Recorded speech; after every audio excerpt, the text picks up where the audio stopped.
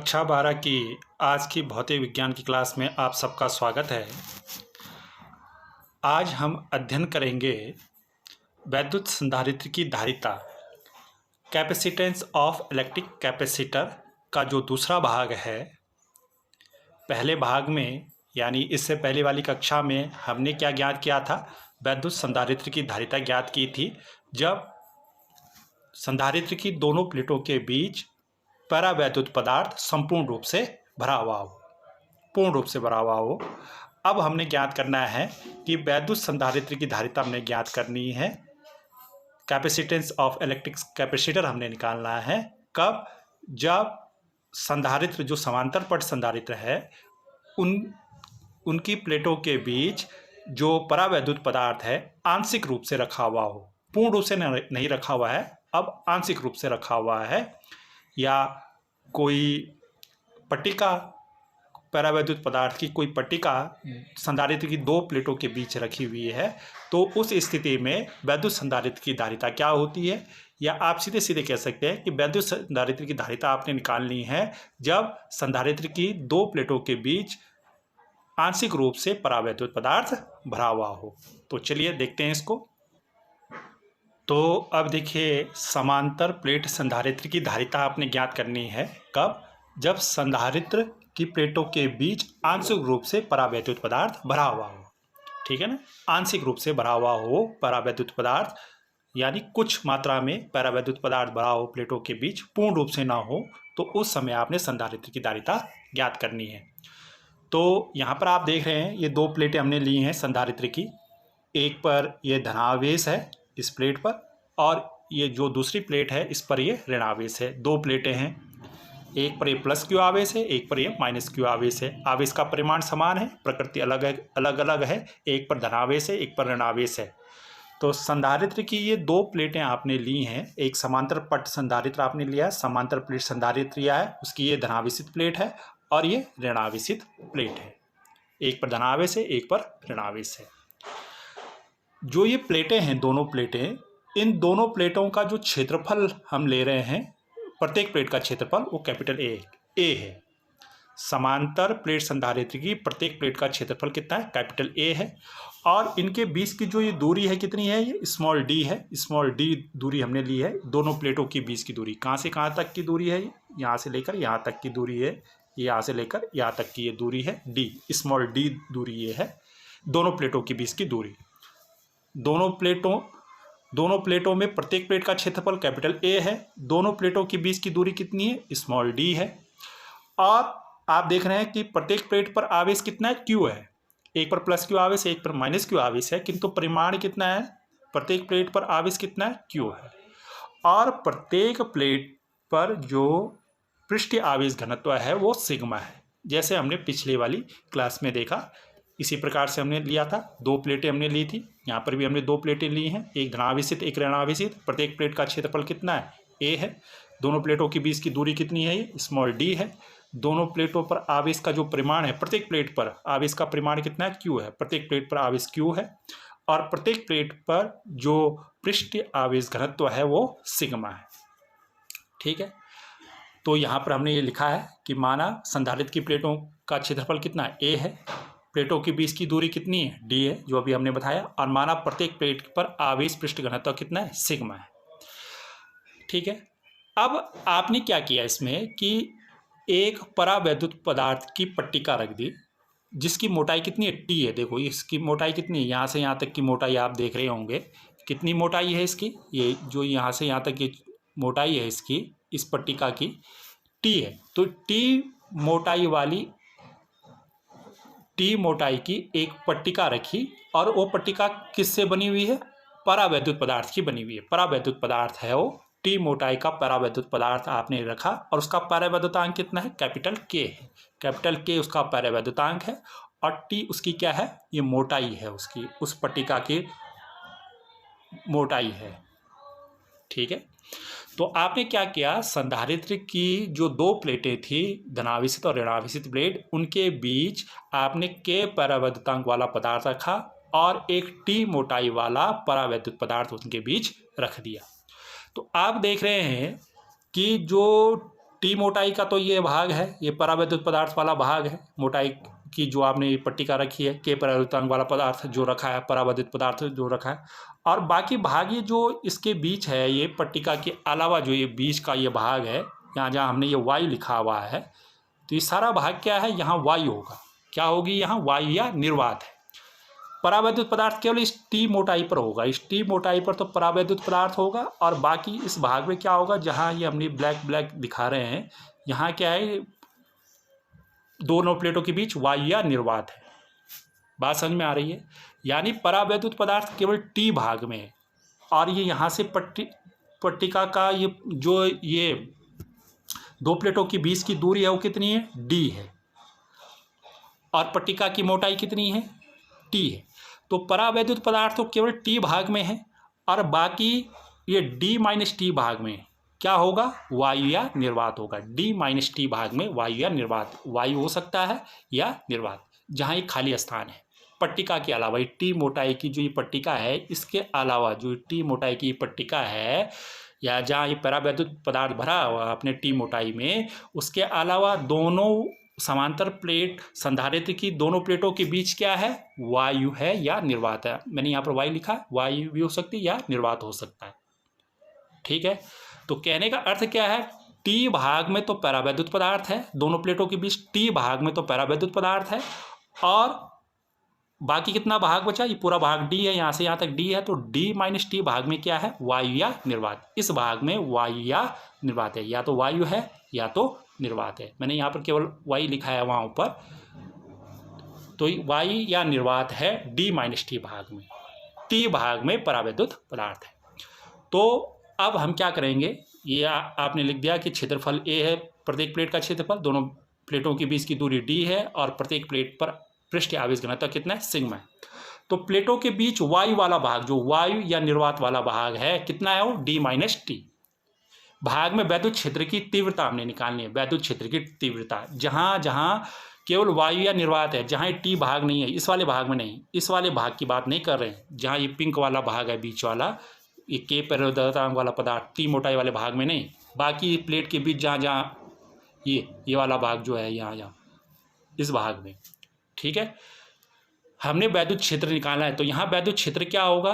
देखो, दो प्लेटों के बीच वैद्युत क्षेत्र क्या होता है? ई बराबर होता है सिग्मा अपॉन एप्सिलॉन जीरो। आपको मालूम है, दो आवेशित प्लेटें हैं, एक धनावेशित है, एक ऋणावेशित है, तो उनके बीच जो वैद्युत क्षेत्र होता है किसी बिंदु पर कितना होता है? Sigma upon epsilon zero.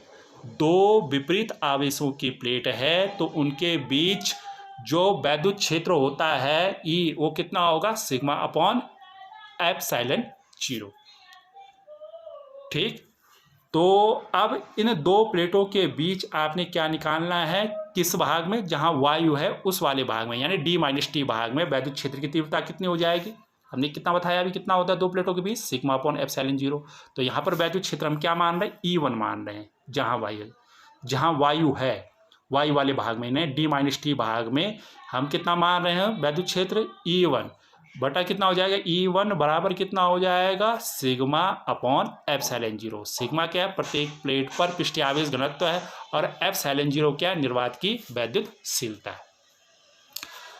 तो ये आ जाएगा प्लेटों के बीच वायु वाले भाग, यानी डी माइनस टी भाग में वैद्युत क्षेत्र की तीव्रता कितनी हो जाएगी? E1 बराबर सिग्मा अपॉन एप्सिलॉन जीरो, जहाँ एप्सिलॉन जीरो क्या है? निर्वात की वैद्युतशीलता है। कहाँ? जहाँ ये वायु है, जहाँ ये वायु वाला भाग है, इस वाले भाग में। ठीक है, जहाँ हमने डॉटेड भाग, ब्लैक भाग दिखाया आपको, उस वाले भाग में। ठीक, अब देखो प्रत्येक प्लेट का पर आवेश कितना है? Q है, परिमाण जो है Q है, एक पर धनावेश एक पर ऋणावेश है, पर परिमाण कितना है? दोनों पर आवेश कितना है? Q है। तो आपको मालूम है पृष्ठीय आवेश घनत्व सिग्मा बराबर क्या होता है? Q अपॉन A होता है। ठीक है, ये हमने यहाँ पर लिखा भी है, समीकरण नंबर 2 हो गई, सिग्मा बराबर Q अपॉन A। ठीक है, तो ये समीकरण नंबर 1 हो गई, ये समीकरण नंबर 2 हो गई। तो आपने क्या करना है? अब इस समीकरण नंबर 2 का मान समीकरण नंबर 1 में रखना है। समीकरण नंबर 1 कितनी है आपके पास? ये है, ये लिखा है यहाँ पर, E1 बराबर सिग्मा अपॉन एप्सिलॉन जीरो। ठीक, तो यहाँ पर मान रख देंगे, तो E1 बराबर कितना हो जाएगा? सिग्मा का मान कितना रख देंगे? Q बटा A, Q बटा A बटा एप्सिलॉन जीरो रख देंगे। ठीक है, सिग्मा की जगह ये मान रख देंगे, ये वाला मान समीकरण नंबर 2 से सिग्मा बराबर क्यू बटा ए है, तो सिग्मा की जगह हमने कितना रख दिया, सिग्मा की जगह क्यू बटा ए रख देंगे, बाकी वही है समीकरण नंबर ए, E1 बराबर क्यू बटा ए अपॉन एप्सिलॉन 0। तो इस मान को मैं आगे लिख देता हूँ, ये मैंने लिख दिया यहाँ पर, ये लिख दिया मैंने E1 बराबर क्यू बटा ए अपॉन एप्सिलॉन 0। तो ये बटे में है ए, तो ये ए हर में आ जाएगा, तो E1 बराबर हो जाएगा क्यू बटा एप्सिलॉन 0 ए, समीकरण नंबर 3 हो गया। ठीक है, क्लियर। अब देखें यहाँ पर वायु वाले भाग d माइनस टी में वैद्युत विभवांतर निकालना है। जहाँ वायु वाला भाग, जहाँ अभी हमने वैद्युत क्षेत्र निकाला जिस भाग में, उसी भाग में आपने क्या निकालना, वैद्युत विभवांतर निकालना है। मान लीजिए उस भाग में वैद्युत विभवांतर कितना है, जिस भाग में वैद्युत क्षेत्र E1 है उस भाग में वैद्युत विभवांतर कितना है, V1 है। तो V1 आप जानते हैं E बराबर क्या होता है, V अपॉन डी होता है, तो ये D का गुणा E से हो जाएगा, तो E गुणा D बराबर कितना हो जाएगा, V हो जाएगा, यानी V बराबर कितना हो जाएगा, E इंटू डी। तो हमने ये लिख दिया V बराबर E इंटू डी। तो यहाँ पर V की जगह कितना है, V1 है, ठीक है, E की जगह कितना है, E1 है, और D क्या है, दूरी, दोनों प्लेटों के बीच की दूरी। अब हम किस भाग में निकाल रहे हैं, अब यहाँ पर ध्यान देना है आपने, यहाँ पर D नहीं लिखेंगे आप, यहाँ पर किस भाग में निकाल रहे हैं, वायु वाले भाग में निकाल रहे हैं आप वैद्युत विभवांतर। ये V1 जो विभवांतर है किस भाग में है, वायु वाले भाग में, जहाँ वायु है केवल, ठीक है। तो D माइनस टी भाग, वायु किस भाग में है, D माइनस टी भाग, ठीक है ना, जहाँ केवल परावैद्युत पदार्थ नहीं है और वायु है दोनों प्लेटों के बीच। तो कितना भाग है, D माइनस टी, अभी हमने आपको बताया। तो ये V1 क्या है, D माइनस टी भाग जो है, ये D माइनस टी जो भाग है, ठीक है, उसमें वैद्युत विभवांतर। E1 क्या है, उस D माइनस टी भाग में वैद्युत क्षेत्र, तो ये D माइनस टी आ जाएगा। यहाँ पर D की जगह कितना आ जाएगा, जो ये सूत्र है D की जगह D माइनस टी आएगा। क्यों, क्योंकि हम इस वायु वाले भाग में निकालना है, ये लिखा भी है वायु वाले भाग D माइनस टी में, तो D की जगह यहाँ क्या आएगा, D माइनस टी में वैद्युत विभवांतर आप निकाल रहे हैं।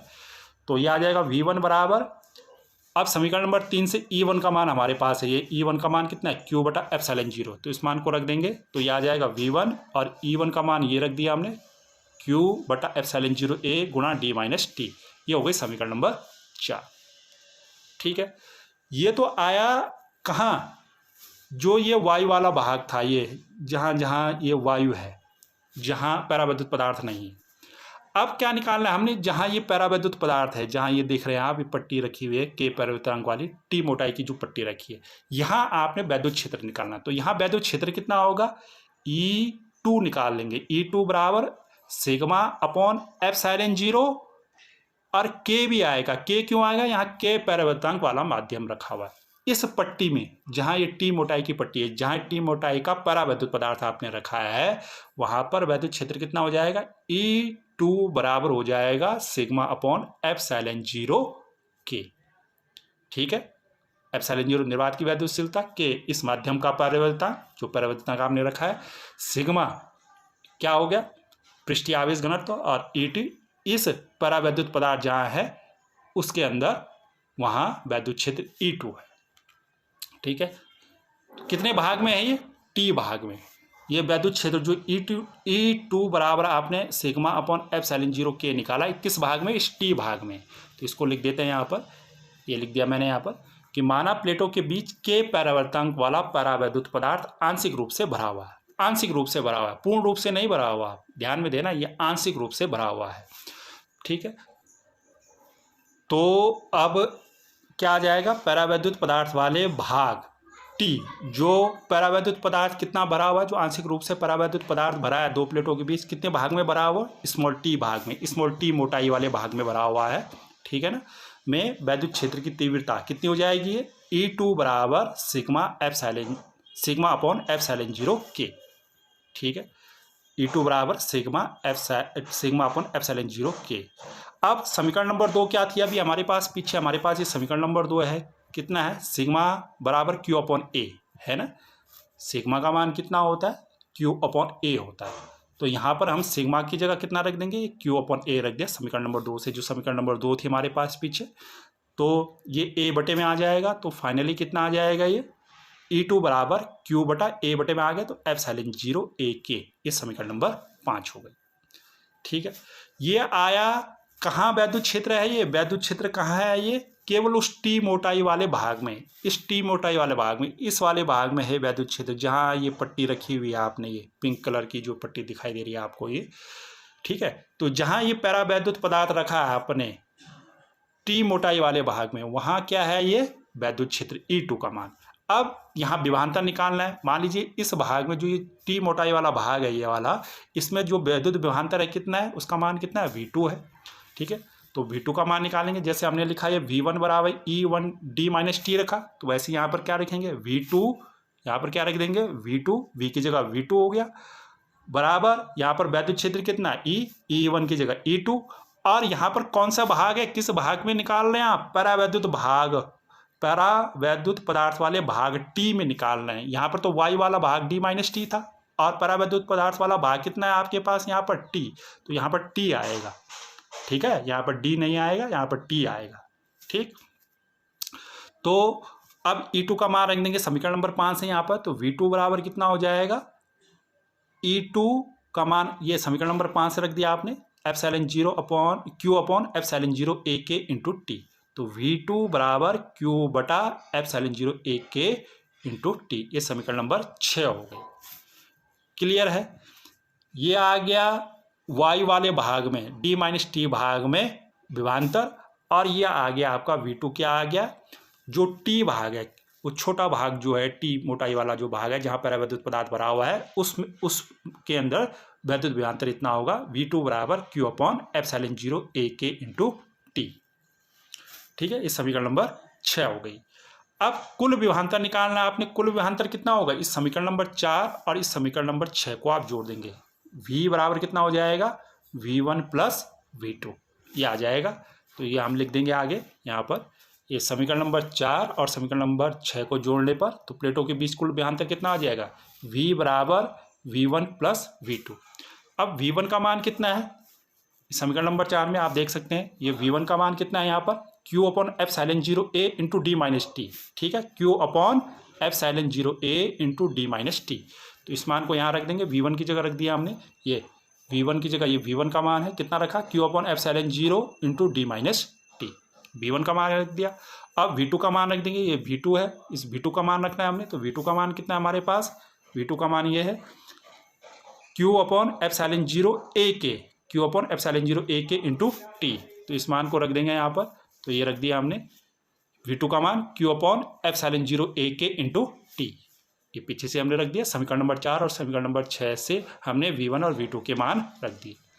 अब क्या करना है आपने यहाँ पर कि V बराबर कितना हो जाएगा, ये Q अपॉन एप्सिलॉन 0 ये है यहाँ पर, और Q अपॉन एप्सिलॉन 0 A यहाँ भी है, प्लस के बाद भी है, तो ये कॉमन आ जाएगा। कितना कॉमन आ गया, V बराबर हो जाएगा Q upon epsilon 0 A common आ गया, तो यहाँ कितना बचा, ये D माइनस टी और प्लस का साइन आ जाएगा फिर, और Q अपॉन एप्सिलॉन 0 A आपने ये बाहर ले लिया तो कितना बचा यहाँ T बटा K, ये T बटा K, ये समीकरण नंबर 7 हो गई। ठीक है, तो कितना आ गया आपका ये V बराबर Q बटा epsilon 0 A D minus T अंदर बचा प्लस T बटा K, ये समीकरण नंबर 7 हो गई। तो यहाँ से क्या निकाल लेंगे आप, संधारित्र की धारिता। संधारित्र की धारिता कितनी हो जाएगी, C बराबर Q बटा V। आप जानते हैं संधारित्र की धारिता, ये हम पहले अध्ययन कर चुके हैं। C बराबर Q बटा V होता है, V विभवांतर है, Q आवेश है जो संधारित्र को दिया गया, और C उसकी धारिता प्रदर्शित करती है C। तो C बराबर Q बटा V, तो C बराबर क्या हो जाएगा, Q बटा V का मान कितना है, ये समीकरण नंबर 7 में इसको रख दिया हमने यहाँ पर, ये Q upon epsilon 0 A, Q बटा epsilon 0 A D minus T plus T upon K। ठीक है, तो यहाँ से देखो ये एप्सिलॉन 0 A क्या है, हर का भी हर है, ठीक है ना, Q के भी बटे में, या जो हर है उसके भी हर में है, तो ये एप्सिलॉन 0 A कहाँ चला जाएगा, यहाँ अंश में चला जाएगा, अंश में गुणा हो जाएगा। ठीक है, और ये Q और Q कैंसिल हो जाएंगे, दोनों Q कैंसिल हो जाएंगे, एक अंश में एक हर में है, तो Q कैंसिल हो जाएगा और एप्सिलॉन 0 A ऊपर चला जाएगा, बाकी ये हर में ही रहेगा, ये हर में ही रहेगा। तो कितना हो जाएगा, C बराबर ε0A upon D minus T plus T upon के। ये है वैद्युत संधारित्र की धारिता जब वैद्युत संधारित्र के बीच आंशिक रूप से परावैद्युत पदार्थ भरा हुआ। ठीक है, तो याद रखना है, इसमें न्यूमेरिकल प्रश्न भी पूछा जाता है। कितना है, C बराबर ε0A बटा D minus T plus T upon के। C क्या है, इसकी धारिता है, ε0 निर्वात की वैद्युतशीलता, A प्रत्येक प्लेट का क्षेत्रफल, D क्या है दोनों प्लेटों के बीच की दूरी, T क्या है जो आपने परावैद्युत पदार्थ रखा आंशिक रूप से उसकी मोटाई कितनी है, T है, और K क्या है जो परावैद्युत पदार्थ आपने भरा है उसका परावैद्युतांक। तो ये सूत्र याद रखेंगे आप, C बराबर ε0A बटा D minus T plus T upon के। समीकरण नंबर ये 8 हो गई। ठीक है, तो यह है वैद्युत संधारित्र की धारिता जब परावैद्युत पदार्थ कहाँ रखा हुआ हो, दोनों प्लेटों के बीच आंशिक रूप से रखा हुआ हो, पूर्ण रूप से ना रखा हो गया हो, संपूर्ण रूप से ना रखा गया हो। तो इसको मैंने आगे भी लिख दिया यहाँ पर, इसका हमने अब प्रयोग करना है। C बराबर ε0A upon D minus T plus T upon के। ये समीकरण नंबर 8 हो गया, जो पीछे था वो मैंने यहाँ पर लिख दिया। अब इसमें विशेष परिस्थितियाँ हैं, कुछ विशेष स्थितियाँ हैं, वो आपने देखनी है। इसमें नंबर 1 है, यदि प्लेटों के बीच संपूर्ण स्थान पर वायु या निर्वात हो, संपूर्ण स्थान पर वायु या निर्वात हो, यानी परावैद्युत पदार्थ ना भरा हुआ हो उसके अंदर, तो तब क्या होगा, जो ये अभी हमने देखा, ये परावैद्युत पदार्थ जो भरा हुआ है ये ना भरा हुआ हो, संपूर्ण स्थान पर, दोनों प्लेटों के बीच संपूर्ण स्थान पर क्या हो, वायु या निर्वात हो, यानी इस तरह से हो। अगर ये दो प्लेटें हैं, मान लीजिए ये दो प्लेटें हैं, एक ये धनावेशित प्लेट है, एक ऋणावेशित प्लेट है, तो ये कुछ नहीं है इसके बीच में। अभी हम यहाँ पर ये परावैद्युत पदार्थ बना रहे थे टी मोटाई की, अब कुछ नहीं है, यहाँ क्या है, वायु या निर्वात है। उस स्थिति में जब वायु या निर्वात होगा, इसके बीच टी मोटाई की पट्टी नहीं होगी, तो टी का मान कितना होगा, जब टी है ही नहीं, टी मोटाई की परावैद्युत पदार्थ इसके बीच है ही नहीं, तो टी का मान कितना हो गया, 0 हो गया। टी मोटाई का परावैद्युत पदार्थ रख रहे थे ना अभी, अब नहीं रखा हमने, वायु या निर्वात है, तो टी का मान कितना हो जाएगा, 0। तो टी का मान जब 0 हो जाएगा तो इस समीकरण नंबर 8 में हम टी का मान क्या रखेंगे, 0 रखेंगे। तो समीकरण नंबर 8 से क्या हो जाएगा, समीकरण नंबर 8 से क्या आ गया, समीकरण नंबर 8 से देखें, C0, क्योंकि वायु या निर्वात है तो वैद्युत क्षेत्र की तीव्रता निकाली हमने, C0 ये आ जाएगा ε0A और बटा D माइनस टी का मान कितना रख दिया, 0, प्लस यहाँ से भी टी का मान कितना रख दिया, ये 0, टी का मान 0 है बटा के। ठीक, तो कितना शेष बचा आपके पास, C0 बराबर ε0A, ये तो अंश में है, बटा केवल D बचा, बाकी ये 0 हो गया, प्लस 0 बटा के कितना भी होगा, 0 होगा, 0 से 0 0, और D में से 0 घटेगा तो D आ जाएगा। तो इससे फाइनली आपके पास कितना आ गया, C0 ε0A अपॉन D। आपको मालूम है कि जब दो प्लेटों के बीच, संधारित्र की दो प्लेटों के बीच वायु या निर्वात होता है तो उस समय धारिता यही आती है। हमने पिछले उसमें भी देखा था, ये पिछले डेरिवेशन में भी, कि C0 बराबर ε0A अपॉन टी होता है संधारित्र की धारिता जब दोनों प्लेटों के बीच क्या हो, वायु या निर्वात हो। याद रखना है, 1 नंबर का प्रश्न भी पूछा जाता है डायरेक्ट, कि बताइए संधारित्र की प्लेटों के बीच संधारित्र की धारिता क्या होगी जब उनके बीच वायु या निर्वात है। तो आप सीधे लिख सकते हैं C0 बराबर ε0A अपॉन डी, अगर डायरेक्ट पूछा 1 नंबर का प्रश्न। ठीक, अब दूसरी केस है, इसमें दूसरी स्थिति, यदि प्लेटों के बीच संपूर्ण स्थान पर परावैद्युत पदार्थ भरा हुआ हो। देखो, अगर संपूर्ण स्थान, जो हमने इससे पहले पिछली कक्षा में देखा, अगर संपूर्ण स्थान पर, इसके बीच संपूर्ण स्थान पर परावैद्युत पदार्थ भरा हुआ हो, के परावैद्युत जो पदार्थ है, के परावैद्युतांक वाला पदार्थ है, वो पूर्ण रूप से भरा हो इनके बीच, तो तब क्या होगा, जो टी है, जो टी था वो अब पूरा हो जाएगा, ये टी पूरा भाग हो गए, पूरा पदार्थ भरा है, तो टी बराबर किसके हो गया, डी के हो गया। यानी दोनों प्लेटों के बीच की दूरी जो डी है वो किसके बराबर हो जाएगी, टी की, जब पूरा पदार्थ भरा हो दोनों प्लेटों के बीच, जब पूरा पदार्थ भरा हो, परावैद्युत पदार्थ भरा हो दोनों प्लेटों के बीच, तो ये टी कितना हो गया, डी के बराबर हो जाएगा, पूरा टी डी के बराबर हो जाएगा। पहले ऐसी थी ना स्थिति, ये धनावेशित प्लेट थी और एक ऋणावेशित प्लेट थी, तो ये छोटा भाग था, यहाँ पर ये छोटा सा जो भाग था ये था टी। अब आपने इसको, ये टी भाग था, अब आपने इसको पूरा फैला दिया इसमें, ठीक है, इनके बीच पूरा फैला दिया तो टी वहाँ टी किसके बराबर हो जाएगा, डी के बराबर हो जाएगा। ठीक, तो अब टी का मान आप कितना रखेंगे, डी, किस समीकरण में, समीकरण नंबर 8 में। तो समीकरण नंबर 8 में रखो, सी बराबर कितना हो जाएगा, एप्सिलॉन 0 ए, तो ऊपर यही रहेगा, डी, और टी की जगह कितना आ गया, टी की जगह कितना आ गया, डी, प्लस, और ये टी की जगह फिर अगेन कितना आ जाएगा, डी अपॉन के। कब, जब संपूर्ण स्थान पर आपने परावैद्युत पदार्थ भर दिया, उस समय इस समीकरण नंबर 8 में ये स्थिति होगी, डी बराबर टी की हो जाएगी। तो अब कितना हो जाएगा, सी बराबर एप्सिलॉन 0 ए, डी में से डी गया कितना हो गया, 0, और ये कितना शेष बचा, डी बटा के। ठीक, तो यहाँ से इसको जोड़ेंगे, 0 प्लस डी बटा के जोड़ेंगे तो कितना हो गया, बराबर एप्सिलॉन 0 ए अपॉन डी बटा के। अभी के कहाँ चला जाएगा, ऊपर चला जाएगा, तो कितना आ जाएगा, सी, ये यहाँ पर ये सी बराबर कितना हो जाएगा, एप्सिलॉन 0 ए के अपॉन डी।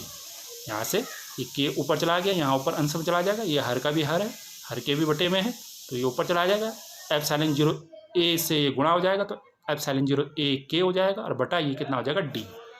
तो ये आपका संधारित्र की धारिता आई जब उनके बीच, दोनों के बीच परावैद्युत पदार्थ संपूर्ण रूप से भरा हुआ हो, संपूर्ण रूप से परावैद्युत पदार्थ भरा हुआ हो।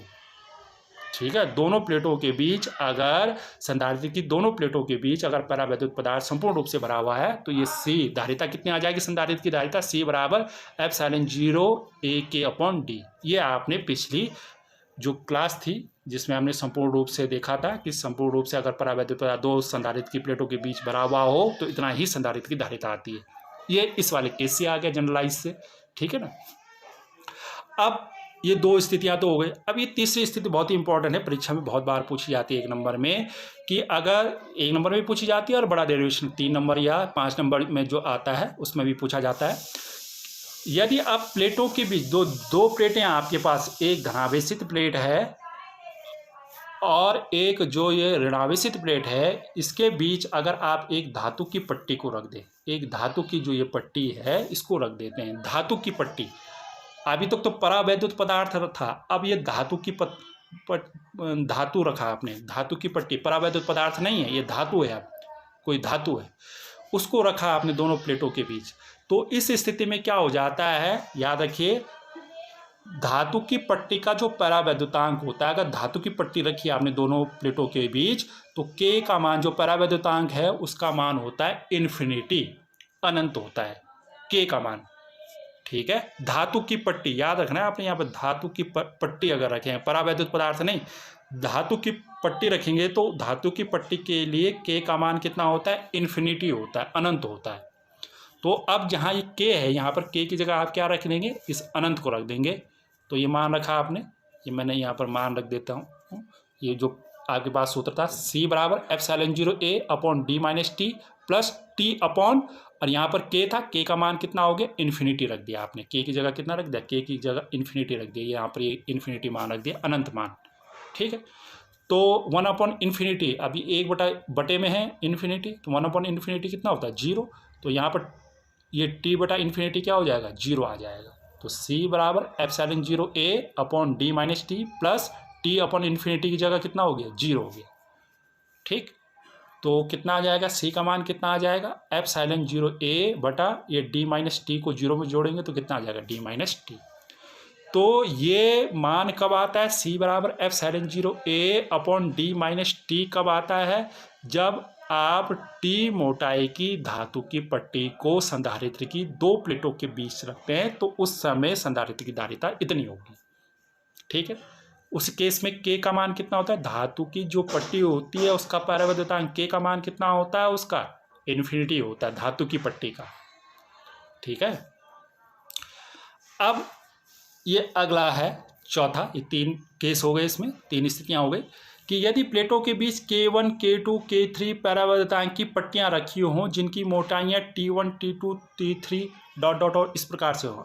देखो अभी तक तो एक पट्टी थी, अभी तक तो कितनी पट्टियां थी, एक, ये संधारित्र की दो प्लेटें हैं, इसके बीच आपने केवल एक पट्टी रखी थी। अब बहुत सारी पट्टियां रख दी इस तरह से, एक पट्टी, फिर ये दूसरी पट्टी इस तरह से तीसरी पट्टी।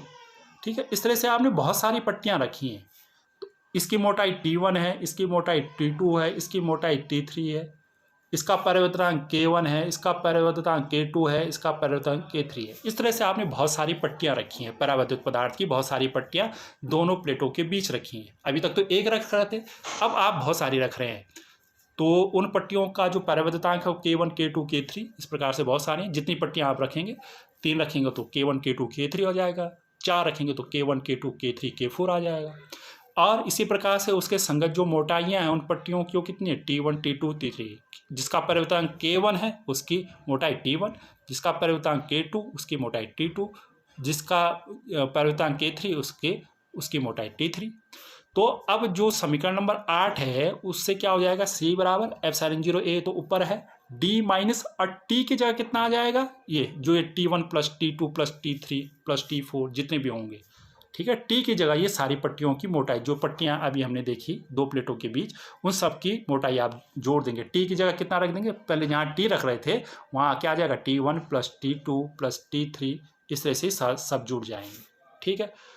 प्लस अब देखो प्लस था T/K, जहाँ आप T/K रख रहे थे, तो ठीक है। तो अब कितना हो गया, अब T1/K1 हो जाएगा, ठीक है। फिर कितना आ जाएगा, T2/K2, फिर कितना आ जाएगा, T3/K3, और इस प्रकार से आगे और भी आ जाएंगे जितनी आप पट्टियां रखेंगे, ठीक है। तो क्या करना है आपने, T की जगह ये सूत्र था ना आपके पास, C बराबर एप्सिलॉन 0 A, 8वां जो समीकरण था, D माइनस T और प्लस T/K था, ठीक है ना। तो इस T की जगह कितना रख दिया, T1 plus T2 plus T3 plus T1 plus T2 plus T3 plus dot dot dot जितने भी आप T लेंगे इस T की जगह, ठीक है।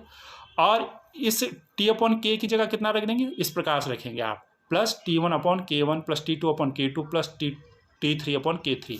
अगर बहुत सारी पट्टियां आप रख रहे हैं परावैद्युत पदार्थ के बीच, ठीक। अब यदि प्लेटों के बीच पूरे स्थान पर पट्टियां रखी हों, ये तो तब है जब कुछ स्थानों पर रखी हों, ठीक है। कुछ स्थानों पर रखी, पूरे स्थान पर, ये वाली स्थिति तो तब है जब कुछ स्थानों में आपने पट्टी रखी है और उसके बीच कुछ स्थानों पर क्या है, वायु निर्वात है। अब पूरे कहीं भी खाली स्थान नहीं है, वायु निर्वात नहीं है, पूरे दोनों प्लेटों के बीच आपने इस प्रकार पट्टियां रखी, बहुत सारी पट्टियां जो ऊपर अभी आपने रखी, तो तब इस D का मान कितना हो जाएगा, जो दो प्लेटें हैं इनके बीच की दूरी, इस पूरे भाग में आपने बहुत सारी पट्टियां रखी है, मतलब कहीं भी खाली स्थान नहीं, एक पट्टी रखी, फिर दूसरी पट्टी उससे सटा के रखी, फिर तीसरी पट्टी सटा के रखी, चौथी पट्टी सटा के रखी, और बीच में कोई खाली स्थान नहीं है। तब जो ये D का मान है, ये दो प्लेटों के बीच की दूरी कितनी थी, D थी, तो D किसके बराबर हो जाएगा, ये T1 plus T2 plus T3, जितनी पट्टियों की मोटाई है सब जुड़ जाएंगे, एक दूसरे से हटाकर आपने रखी हुई है, तो D बराबर कितना हो जाएगा, T1 plus T2 plus T3, ठीक है।